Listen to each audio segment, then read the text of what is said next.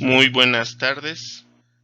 Hoy voy a hablar acerca del trastorno de la principal causa de discapacidad laboral a nivel mundial y que es la depresión. La depresión es un síndrome clínico caracterizado por la falla en los mecanismos de regulación del afecto y esto va a provocar una disminución de su humor o del estado de ánimo con diversas series de síntomas asociados a la falla primaria, los cuales deben estar presentes por lo menos durante 2 semanas consecutivas y que no haya un evento como una pérdida reciente que sea la que ocasione la disminución del estado.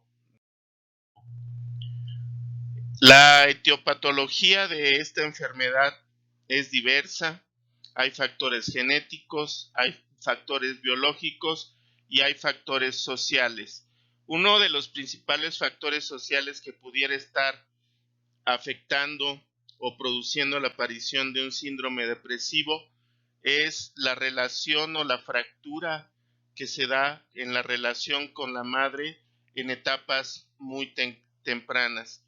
Algo que René Spitz llamaba depresión anaclítica, en la que él vio en bebés que no tenían un contacto afectivo con su madre por causas médicas y que permanecían separados de la madre por periodos de hasta 3 meses, y cómo estos niños, a partir de esta separación de la figura que es la principal proveedora del afecto en estas edades, producían cambios en la estructura del cerebro del niño y los predisponía a presentar la depresión desde esas edades. Se volvían bebés muy irritables, muy demandantes, con poco control de impulsos, que incluso después, cuando ya recuperaban el contacto con su mamá, les resultaba difícil establecer un contacto adecuado con esta. Dentro de los factores genéticos, los vamos a encontrar que se presentan generalmente sintomatología grave. El riesgo de morbilidad en padres de pacientes es del 22% y en hermanos del 18.6%. Hay marcadores genéticos potenciales para los trastornos del humor, entre ellos la depresión, y han sido localizados en los cromosomas X, 4, 5, 11, 18 y 21.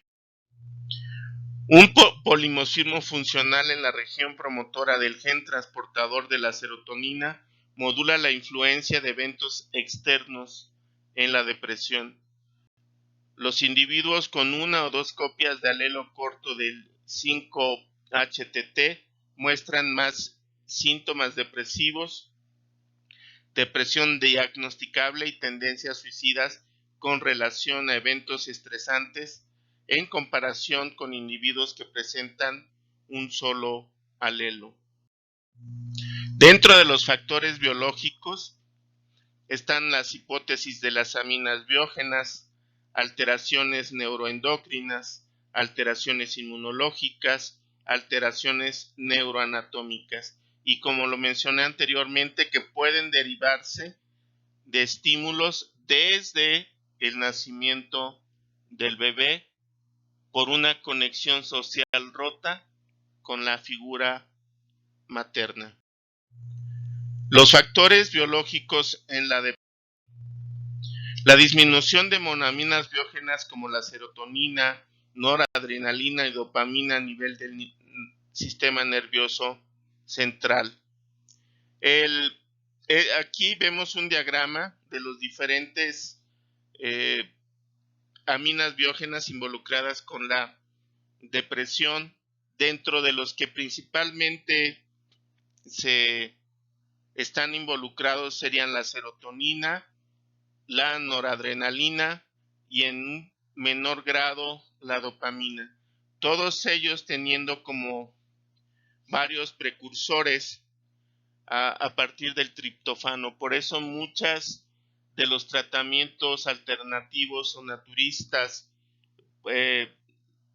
proporcionan pseudo triptófano. No sé la regulación que se haga respecto a estos medicamentos naturistas, pero no necesariamente el hecho de proporcionar mayor triptófano en la dieta del paciente con depresión va a curar la depresión, porque aparte de la cantidad de la serotonina, la depresión está en relación con la cantidad de receptores que haya para la serotonina a nivel postsináptico.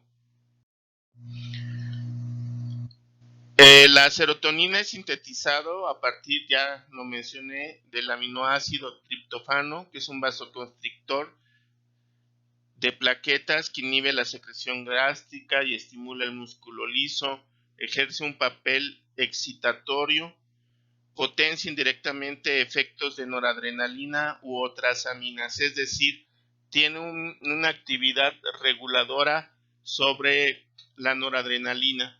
Por eso también el tratamiento con antidepresivos, inhibidores selectivos de la recaptura de serotonina nos van a ayudar para tratar los trastornos de ansiedad. La localización se encuentran en células cromafines del intestino, algunas neuronas del sistema nervioso central y en plaquetas. Su lugar de acción en el sistema nervioso central y a nivel periférico. Está involucrada en el talante, en la conducta, en el movimiento, en cómo percibo yo el dolor, en mi actividad sexual, en la libido, en el apetito, en secreciones del sistema endocrino, funciones cardíacas y en el ciclo sueño-vigilia. En la depresión podríamos decir que hay una disminución de la concentración de serotonina en el cerebro, un descenso, esto se ha comprobado que hay un descenso del metabolito, que es el ácido 5-dihidroxoindoloacético en líquido cefalorraquídeo. Se han hecho mediciones post-mortem en pacientes deprimidos que cometieron suicidio y se ha encontrado un descenso importante de este metabolito de la serotonina, lo que lleva a postular que hay una disminución de este neurotransmisor a nivel del sistema nervioso central. Hay disminución de la serotonina a nivel plaquetaria y plasmática y hay un aumento de receptores de serotonina a nivel postsináptico. La noradrenalina se produce principalmente en el locus ceruleus, en el sistema nervioso central. En la depresión hay una hipersecreción del cortisol y aumento de receptores beta adrenérgicos. La dopamina es generada por las neuronas pigmentadas en la pars compacta del locus nigrius o sustancia negra y en las neuronas de la parte ventral del tegmento mesencefálico. Hay además en la depresión algunas alteraciones endocrinas. En el eje hipotálamo hipófisis suprarrenal podemos ver el siguiente cuadro. Hay disminución de la vasopresina y todo esta diapositiva nos muestra cómo a final de cuentas el cortisol está aumentado en los cuadros depresivos, porque uno de los principales adaptadores de nuestro organismo al estrés, que regula nuestra respuesta al estrés y y nuestra respuesta inmune y inflamatoria, es el cortisol, y es el estrés, uno de los factores que pueden predisponer a la depresión. Recordemos que el cortisol, una de sus principales funciones es actuar a nivel del hígado, transformando el glucógeno en glucosa para tener más energía, para tener glucosa a nivel sanguíneo, lo que nos va a poder tener niveles de energía adecuados para responder a este estrés.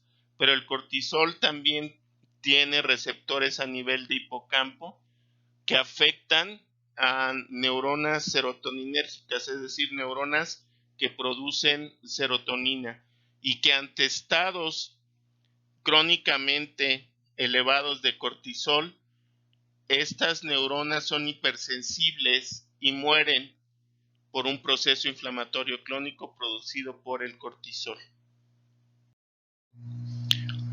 La regulación del cortisol normal, tenemos un pico de producción normal entre 7 y 8 de la mañana y una disminución a partir de las 8 de la mañana. Esto es porque tiene que ver con los ritmos circadianos de cuándo nos vamos a dormir y cuándo nos despertamos, y que generalmente en la depresión el ritmo circadiano está alterado.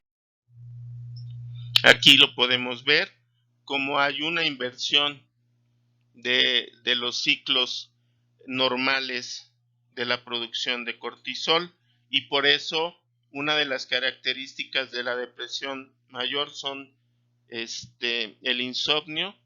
Sobre todo podríamos hablar de una depresión mayor grave con despertares muy tempranos, 3, 4 de la mañana. Hay alteraciones en el sistema inmune, hay un incremento en el conteo de monocitos y hay un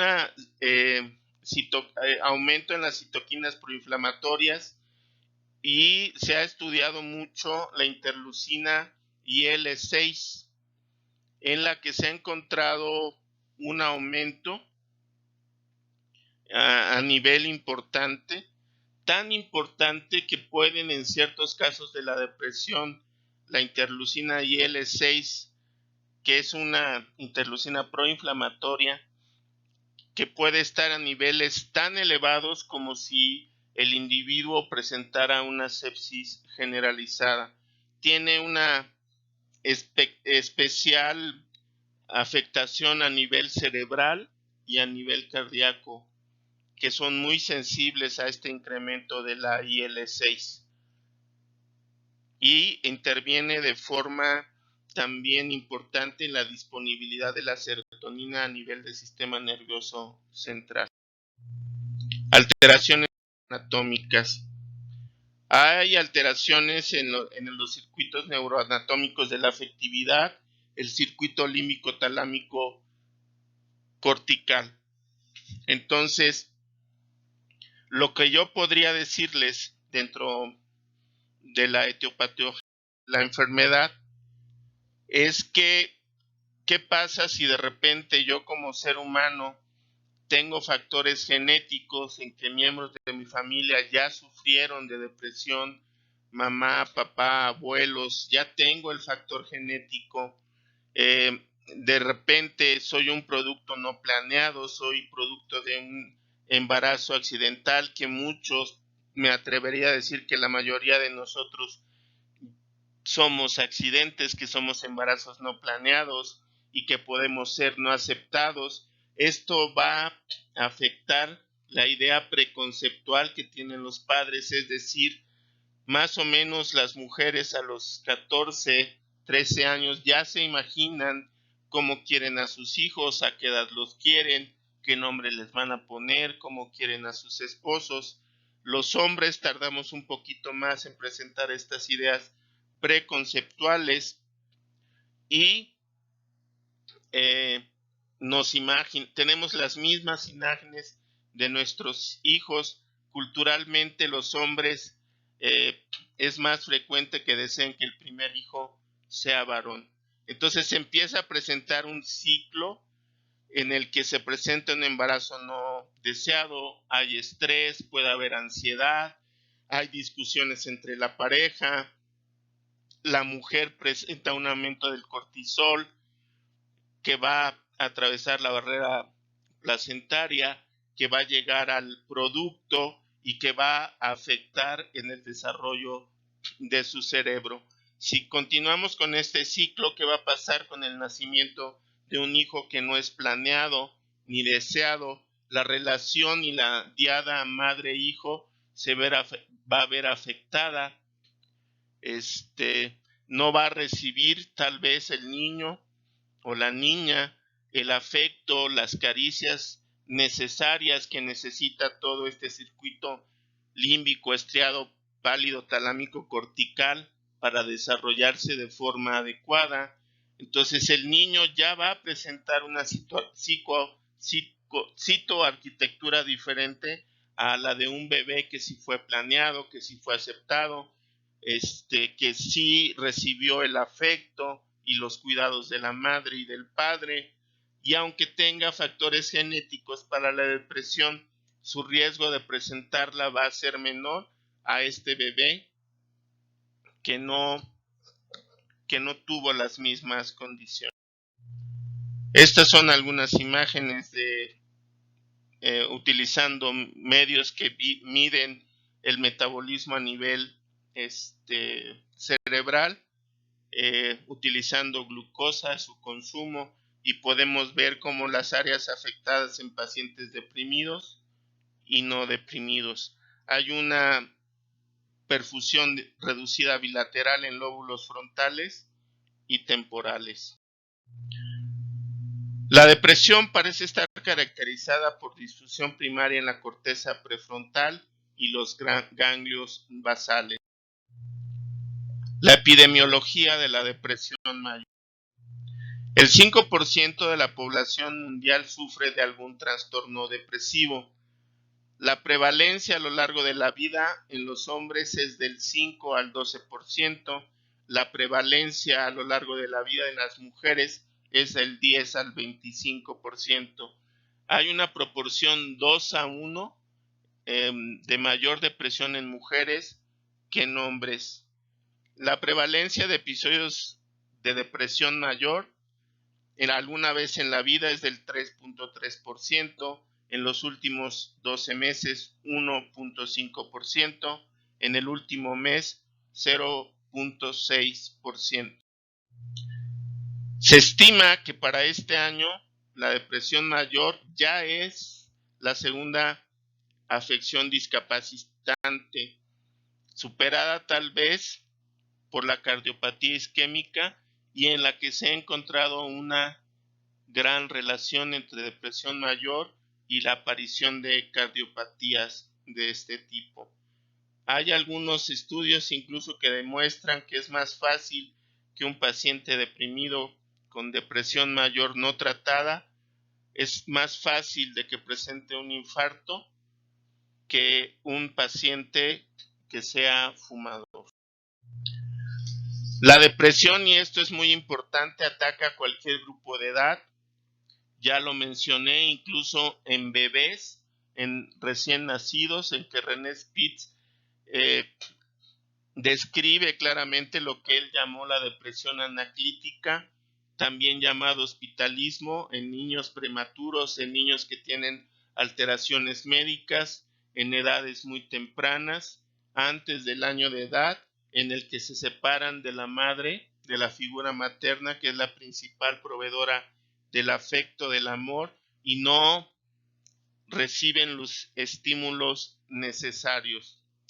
El adulto joven entre los 18 y 35 años de edad es el grupo más afectado. Las manifestaciones clínicas de la depresión se dan en varios aspectos. Hay alteraciones del estado de ánimo.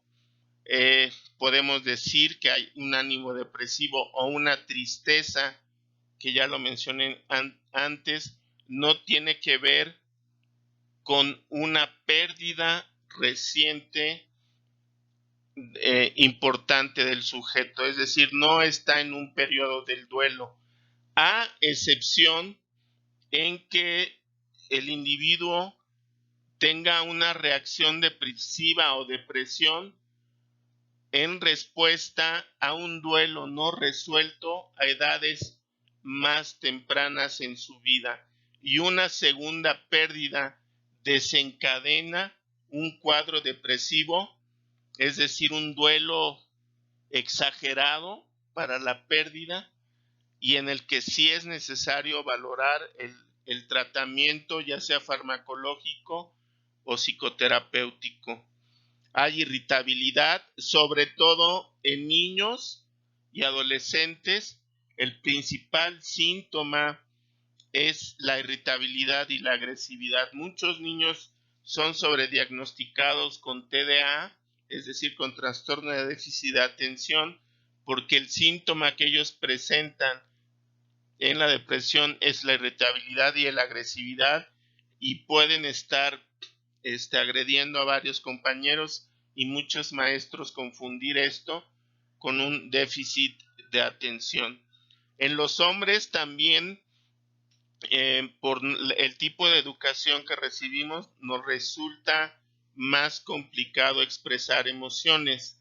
Es más fácil para un hombre decir que está enojado o estar irritable que hablar de la tristeza o un estado de ánimo decaído. Puede haber ansiedad, ataques de ira, anedonia, que es la pérdida del de la capacidad de disfrutar del placer. Hay desesperanza, incapacidad para responder ante situaciones sorpresivas, la habilidad emocional al llanto. Hay manifestaciones cognitivas, hay concentración disminuida, falta de interés, falta de motivación. En cuanto a la concentración, yo podría decir que la atención está más hacia mi mundo interno, más hacia ese dolor psíquico, emocional que estoy yo sintiendo, que el que le presto al mundo, hacia el mundo exterior, y que muchas veces se puede transmitir en fallas de la memoria. Es decir, si no estoy atento, si no voy a poder recibir, concentrarme, almacenar la información, retener la información y poderla recuperar, y pudiera manifestarse como una alteración de la memoria, pero está más en relación que al hecho de que yo le estoy prestando más atención a mi estado emocional que hacia los estímulos externos. Hay pesimismo, hay distorsiones cognitivas como un proceso de maximización, minimización, en el que todo lo malo yo lo percibo como muy grande y todo lo bueno lo percibo como muy pequeño. Les puedo poner un ejemplo. Ustedes que se van al internado pueden ver todo lo negativo de lo que significa el internado, que tal vez por su promedio no van a encontrar la plaza que ustedes quisieran, que se van a ir lejos de su pareja, de su novio, de su novia, que van a estar menos tiempo con su familia, que no saben lo necesario de medicina, que no han atendido un parto, que no saben dosis de medicamentos, y toda esta percepción negativa ustedes la ven aumentada. Y la cuestión positiva de que ustedes están terminando una licenciatura y que pertenecen a un porcentaje de la población mexicana muy pequeño, que tenemos el privilegio de tener por lo menos un nivel de licenciatura, y que si ustedes llegaron hasta un quinto año de medicina es porque tienen la capacidad cognitiva de estar donde están.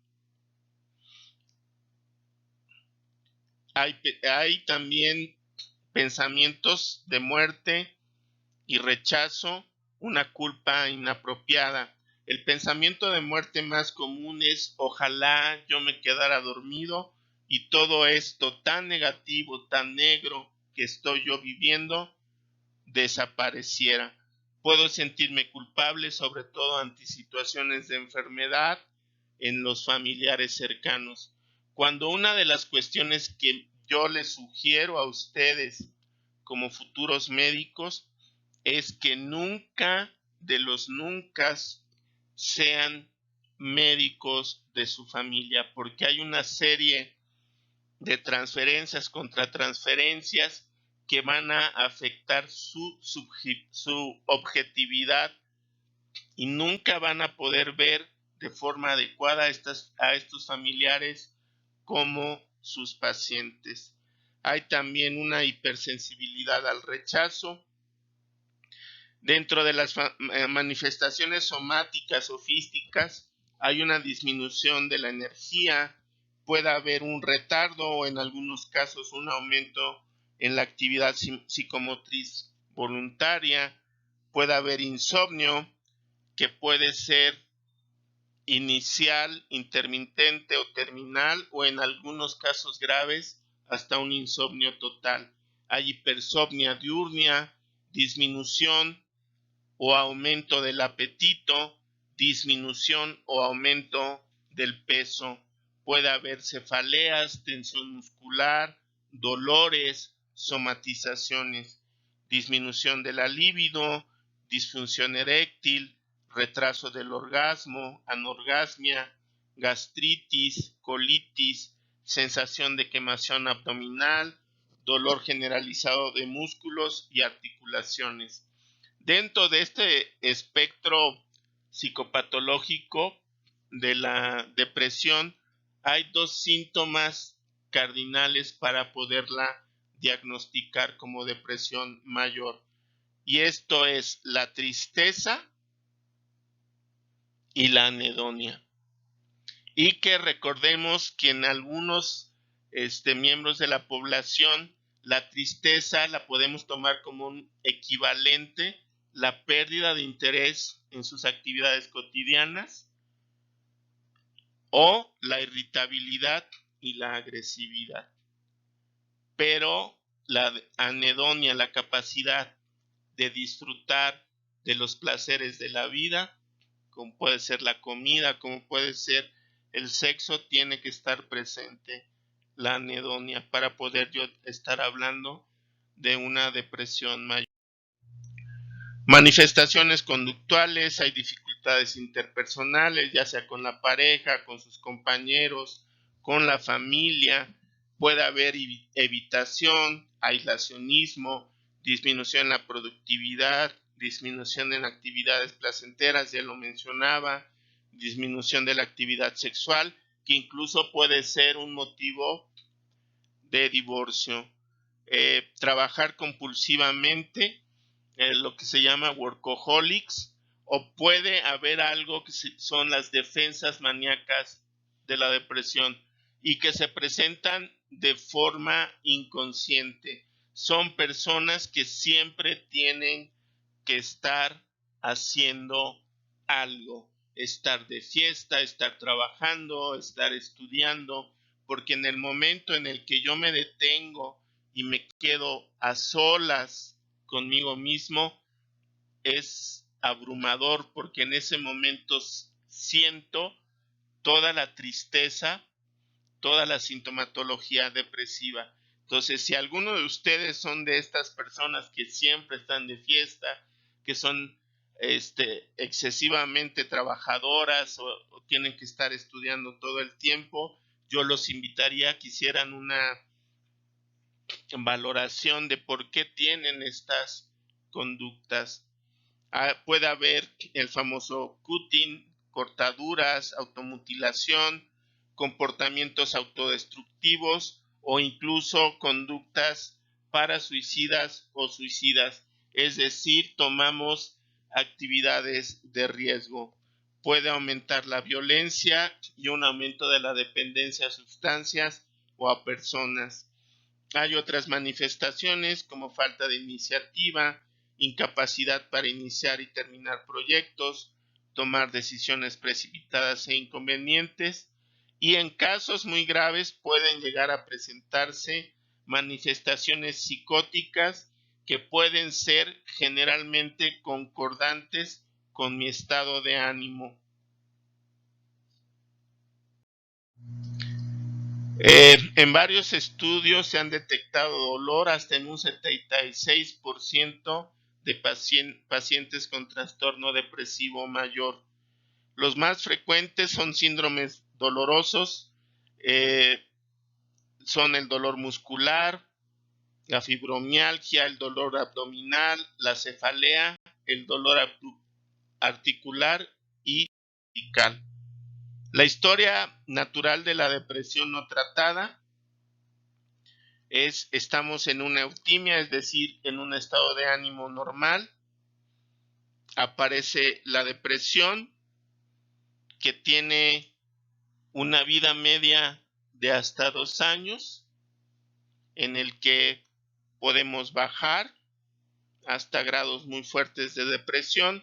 Empezamos a salir de la curva más o menos a los 2 años, o hay personas que 1 año pueden presentar la sintomatología, y hay algunos autores que hablan que puede durar entre 6 y 12 meses en que está presente y de forma natural remite la sintomatología depresiva. Pero lo que tenemos que tomar en cuenta de esto es que la calidad de vida durante este periodo en el que yo no recibí tratamiento para mi depresión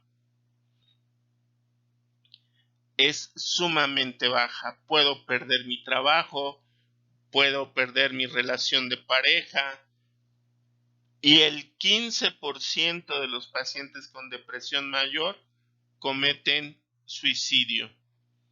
La aparición puede ser a cualquier edad, la edad media es a los 2 años, la evolución es de días a semanas. Hay síntomas prodrómicos, que en algunos casos puede ser ansiedad generalizada, ataques de pánico, fobias o algunos síntomas depresivos, como puede ser el insomnio. Hay un tipo de depresión al que se le llama distimia, que se presenta entre un 20 y 25%, en el que la depresión se hace crónica y dura por lo menos 2 años. La característica de la distimia es que generalmente va acompañada de ansiedad generalizada y responde poco al tratamiento farmacológico, porque las personas lo vuelven una forma de vida en el que se quejan absolutamente de todo, de sus malestares, de las somatizaciones, de la ansiedad,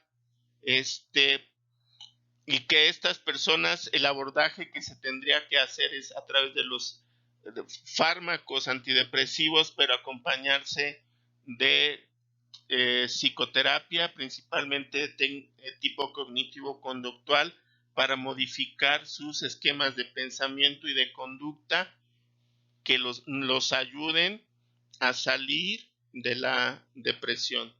Podríamos decir que un deprimido ve la vida color negro y un distímico la ve color gris. Raramente la ve la vida de color blanco.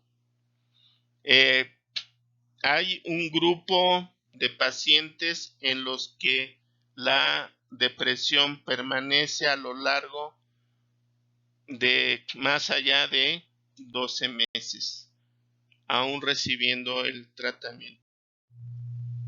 La recurrencia es del más del 50%, el curso es variable, puede haber episodios separados, puede haber episodios agrupados, mayor recurrencia con la edad.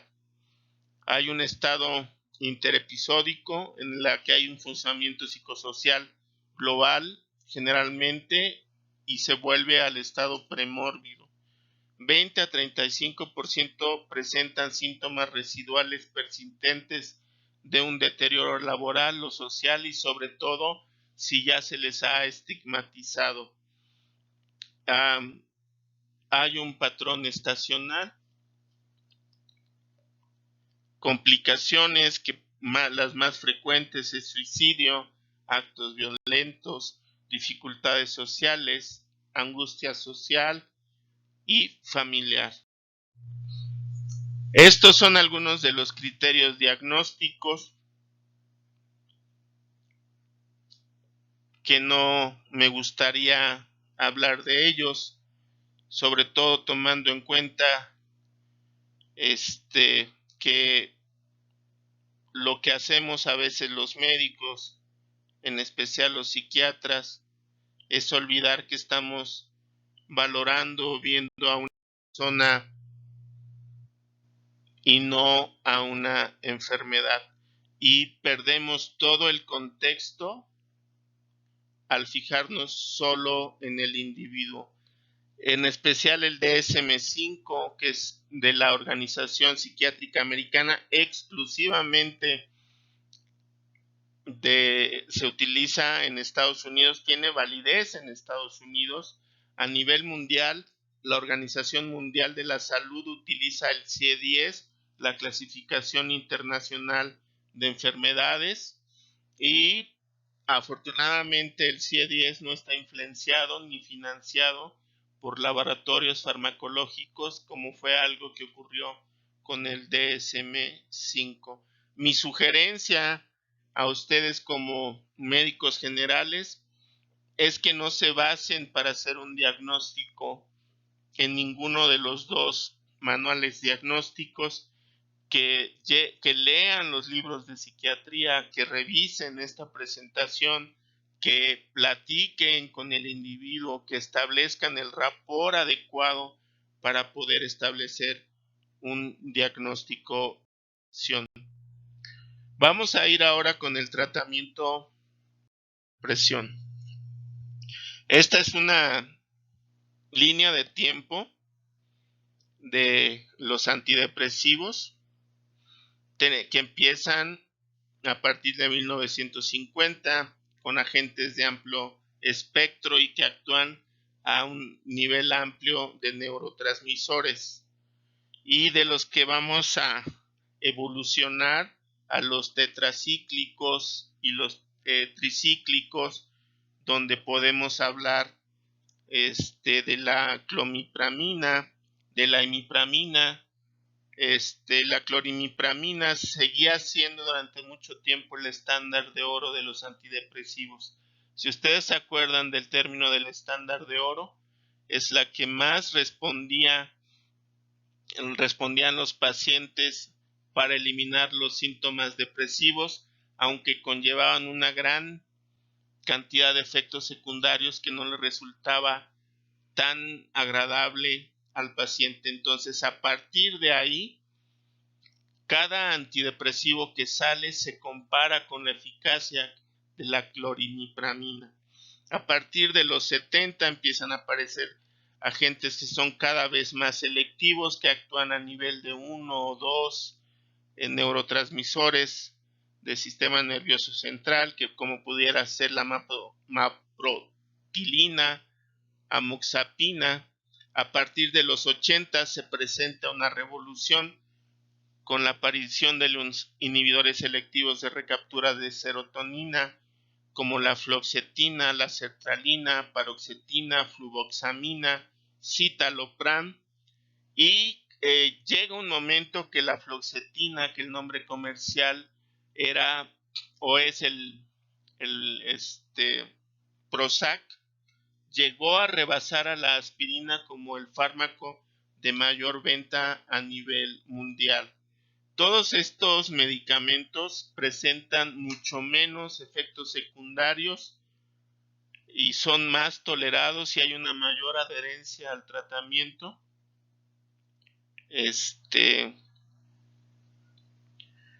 que los primeros antidepresivos. A partir de los 90 aparecen agentes nuevos que afectan múltiples monoaminas, como pudiera ser la mirtazapina, la venlafaxina, nefazodona. Y en el 2000 aparece uno que es, junto con la fluoxetina, los más eficaces para tratar los síntomas antidepresivos, que es el escitalopram, que es la sustancia activa del citalopram, es decir, es un inhibidor selectivo de la recaptura de la serotonina, y que es, dentro de los antidepresivos, el que menos interacciones tiene con otros fármacos. Un gran inconveniente de la fluoxetina es que inhibe el citocromo P450 en el hígado, que es el citocromo que se encarga de metabolizar la mayoría de los fármacos que pudiera tomar un paciente. Entonces, una cuestión que tenemos que tomar en cuenta no solo es la eficacia de los medicamentos, sino las interacciones que pudiera haber con otros medicamentos que estén tomando los pacientes. Por lo que tenemos que ser muy cuidadosos a la hora de recetarlos, recordar nuestros conocimientos de farmacología y en especial de psicofarmacología. Yo les recomiendo, como parte de su bibliografía esencial como futuros médicos generales, que consigan el libro de psicofarmacología del doctor Salim Pascual, que es el mayor experto en psicofarmacología mexicano que existe, que es un libro que les va a hablar acerca de los medicamentos que están disponibles en el mercado mexicano y que puede ser su libro de batalla para recetar antidepresivos, que les voy a hablar acerca de tratamiento. En promedio, un mexicano tarda 14 años de la presentación de su primer síntoma antidepresivo a que inicie su tratamiento. Imagínense ustedes, 14 años. Curiosamente, me puse a hacer cuentas de cuando yo, ahora en retrospectiva, trabajando con mi psicobiografía personal, la primera sintomatología depresiva que yo presenté y que tuvo una repercusión sobre todo a nivel académico por una baja importante en mi rendimiento académico, fue a los 13 años en primero de secundaria, y la primera vez que yo acudí a recibir el tratamiento adecuado fue cuando yo tenía 27 años, es decir, corresponde con los estudios de cuánto tiempo tarda un paciente deprimido en recibir el tratamiento adecuado. Duloxetina es otro excelente medicamento dual que actúa a nivel de serotonina y noradrenalina. Puede ser muy efectivo cuando hay neuropatías o dolores, por ejemplo en los pacientes diabéticos o con lesiones neurológicas. Es un excelente medicamento y que en la población mexicana ha funcionado muy bien. Este es un pequeño esquema de las fases del tratamiento. Nosotros podemos esperar la respuesta al tratamiento antidepresivo a partir de los 12 días y podemos esperarnos un poco hasta que sean 2 semanas. Es decir, el efecto antidepresivo se presenta no de manera inmediata. Esa es una de las grandes inconvenientes para que un paciente tenga adherencia al tratamiento. Ellos esperarían que el efecto fuera de manera inmediata, pero no es así. Entonces, imagínense con los medicamentos que se manejaban antes, que antes del efecto antidepresivo se presentaban efectos secundarios como somnolencia, podía haber ataxia, estreñimiento, resequedad de boca, mareos, vértigos. Pues el paciente se sentía peor de lo que sentía. Yo llegué a tener pacientes en el que el único arsenal terapéutico con el que contaba era los tricíclicos, que me decían: doctor, pues me siento peor, ¿para qué me tomo el medicamento? Mejor lo dejo de tomar.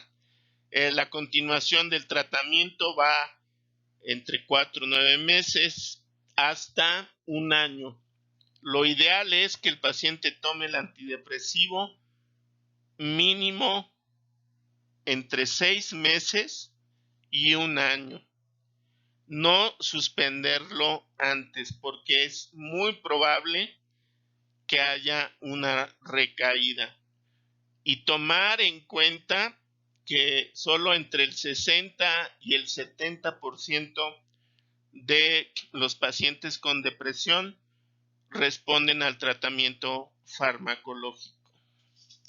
El tratamiento más eficaz para la depresión mayor y que pudiera ser de elección, pero está muy estigmatizado, aunque sigue siendo de elección para pacientes deprimidos con depresión mayor y ideación suicida, es el tratamiento con terapia electroconvulsiva. Para la instalación y suspensión de la farmacoterapia, tenemos que valorar la probabilidad de la recurrencia, la frecuencia y la gravedad de los episodios anteriores, si es que los ha habido, la presencia de síntomas residuales, la presencia de trastornos concomitantes, es decir, en comorbilidad, y las preferencias del paciente. Y recordando lo que les mencioné en la plática de la entrevista y de los órdenes de la ayuda, tratar al paciente como un adulto, y todo paciente adulto tiene la decisión de tomar o no tomar el tratamiento, y yo debo de tener mucho cuidado en la contratransferencia de no tomar el lugar del padre o de la madre del paciente, porque eso va a resultar contraproducente. Tiene que haber una educación de paciente y del medicamento. La suspensión abrupta del antidepresivo porque no hay colaboración o porque lo suspende durante los fines de semana para irse de fiesta puede causar síntomas de descontinuación. Pacientes que recaen después de la suspensión están padeciendo un nuevo episodio de depresión mayor y se recomienda iniciar un tratamiento completo como si fuera desde exposición. Hay algo que a mí todavía me resulta medio complicado. No sé si podríamos hablar de las depresiones resistentes al tratamiento, porque para esto tendríamos que estar completamente seguros de que el paciente está tomando el tratamiento, y eso es algo extremadamente complicado de comprobar. Yo dejo ahí mi duda personal, pero está descrita en la bibliografía que es una respuesta inadecuada, es decir, no remite la depresión a por lo menos un tratamiento con un antidepresivo a las dosis y con el tiempo adecuados. La depresión resistente debe ser evaluada con un síndrome que reúna un grupo con diferentes grupos, a un grupo con diferentes condiciones y etiologías y a diferentes niveles de resistencia. Aclaramos algunos conceptos. La depresión resistente al tratamiento, ha habido una respuesta parcial al tratamiento, los pacientes reúnen criterios de no respuesta. La depresión refractaria al tratamiento, no ha habido respuesta al tratamiento, los síntomas no han cambiado o han empeorado. Remisión, cuando el paciente ha estado asintomático por 2 meses consecutivos. Y la recuperación, cuando hay una remisión de por lo menos 6 meses consecutivos. Debemos considerar como médicos que hay un grupo de depresiones que están relacionadas con enfermedades, con otras enfermedades físicas, no solo la enfermedad como depresión per se. Hay enfermedades endocrinológicas, la más frecuente es el hipotiroidismo, puede haber también hipercortisolismo, enfermedades infecciosas como síndromes postvirales, infección por HIV, tuberculosis, sífilis, borreliosis, síndromes neoplásicos como la neoplasia cerebral, carcinoma pancreático, y no por el diagnóstico. Esto quiero dejarlo claro. A una persona a la que se le diagnostica cáncer o cualquier tipo de enfermedad va a entrar en un duelo, pero no necesariamente todos van a presentar un cuadro depresivo. Enfermedades neurológicas como infartos cerebrales, enfermedad de Parkinson, trastornos del sueño, enfermedades autoinmunes. Puede haber depresiones secundarias al consumo de medicamentos como los betobloqueadores, inmunosupresores, esteroides, sedantes, en especial uno con el que yo me he encontrado, son depresiones secundarias al consumo del diazepam recetado por médicos familiares. Pacientes que llevan 10, 15 años tomando diazepam, que han hecho dependencia, que han hecho tolerancia y que ya no toman una, sino me he encontrado casos que hasta se toman 10 tabletas de diazepam de 10 miligramos diarias porque ya no les hace, me dicen, ya no me hace, doctor, como antes. O sea, hay que tener mucho cuidado. Una cosa que yo aprendí en psicofarmacología es que una benzodiazepina, un ansiolítico, su uso no debe durar más de 3 meses y que la ansiedad no se cura con ansiolíticos ni con benzodiazepinas, se curan con antidepresivos, y eso es algo que a muchos médicos se nos olvida.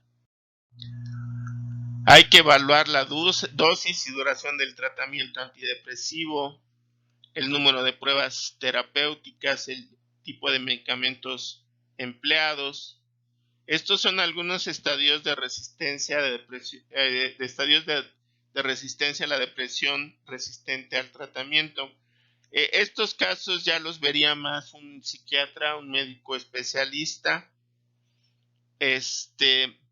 Pero yo les recuerdo que como médicos generales sería importante que ustedes evaluaran y pudieran diagnosticar la depresión e incluso iniciar el tratamiento por el tiempo que va a pasar de que ustedes establezcan el diagnóstico y lleguen a una consulta con un médico. Depresión mayor, otras terapéuticas. Esto es algo que yo aprendí desde el primer año de la residencia, que la psicofarmacología no debe ir como la única intervención terapéutica del médico. Yo aprendí, lo recuerdo bastante bien, tuve buenos maestros que me enseñaron que el mejor tratamiento es darlo de manera conjunta, es decir, iniciar un proceso psicoterapéutico e iniciar un tratamiento farmacológico. Y tal vez, solo tal vez, yo me atrevo a afirmar que este porcentaje de pacientes que responden al tratamiento farmacológico aumentaría si todos tuvieran un proceso psicoterapéutico. Hay diferentes enfoques de psicoterapia.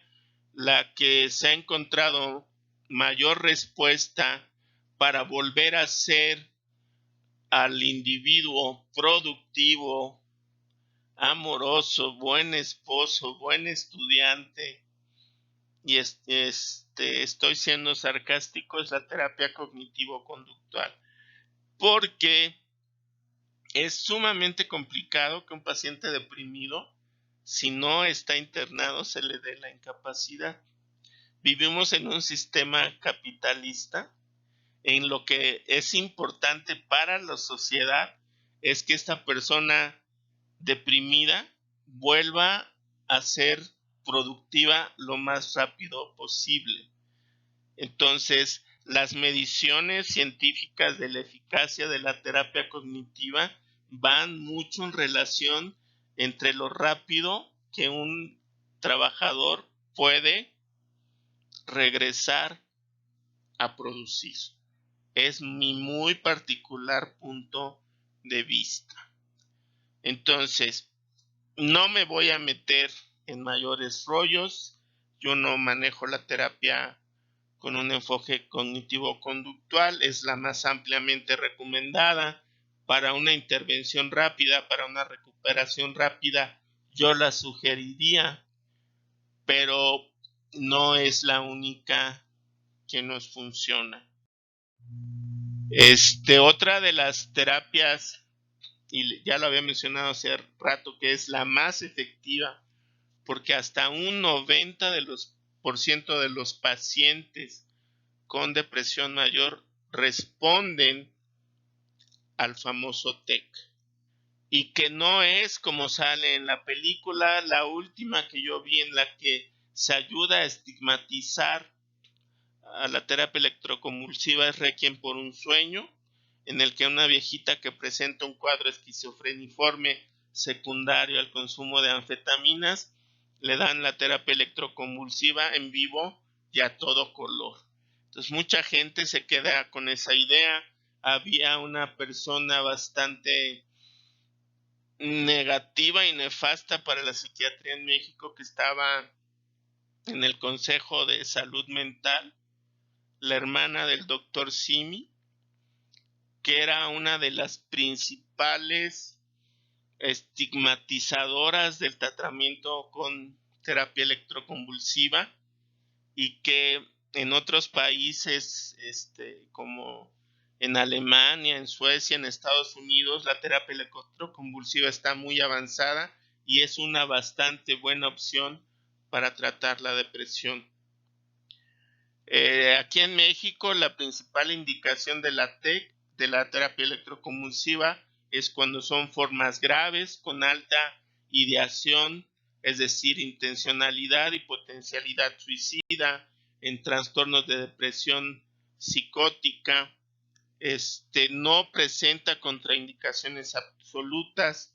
La normalización de la función cognitiva tras la terapia oscila entre 24.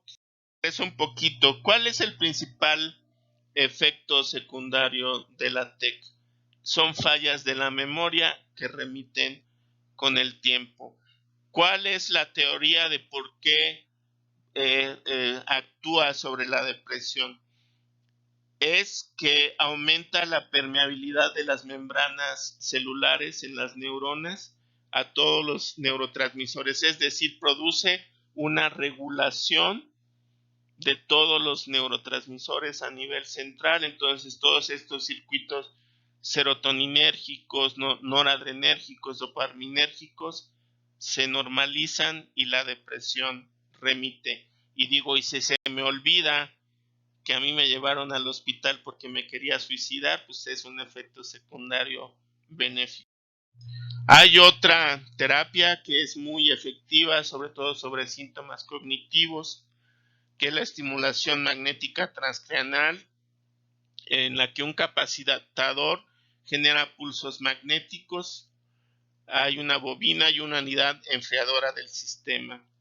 El efecto de la estimulación magnética transcranial se inicia al producirse un par de campos magnéticos de 1.5 y 2 teslas de intensidad en la bobina del dispositivo, que logran penetrar el cuero cabelludo y el cráneo hasta una profundidad aproximadamente de 2 centímetros. La frecuencia va desde menos de 1 Hz hasta 20 Hz, pudiendo producir efectos excitatorios o inhibitorios en diferentes sistemas cerebrales. El tiempo de estimulación son 5 segundos, el tiempo interestimulación son de 20 a 26 segundos.